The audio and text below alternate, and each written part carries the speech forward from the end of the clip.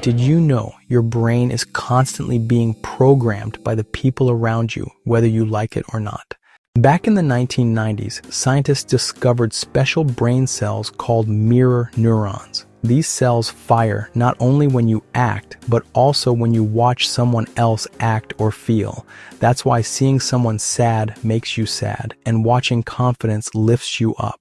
Richard Bandler and John Grinder, the founders of neurolinguistic programming, used this principle of mirroring to model excellence. They studied how top performers thought, moved, and spoke, then taught others to replicate those exact patterns. Here's the truth. Your environment is programming you.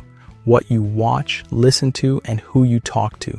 Your brain is rehearsing all of it. That's why being intentional with what you consume is the difference between feeling stuck and creating breakthrough change. So, if you want to change your life, don't just try harder. Choose better models. Spend time with confident, resilient people. Watch inspiring content. Your mirror neurons will take care of the rest. If you're ready to reprogram your mind for success, I can show you how to use these NLP strategies for rapid change. Visit emotionaldetox.ca and book your free discovery call today. Remember, change your environment, change your life.